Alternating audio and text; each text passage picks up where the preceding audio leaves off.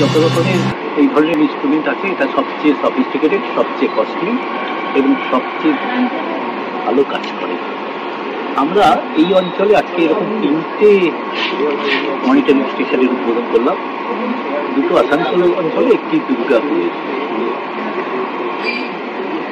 এটা প্রায় 12টা বিভিন্ন ধরনের দূষণকে চিহ্নিত করতে পারে এবং 24 ঘন্টাই এটা চালু থাকে।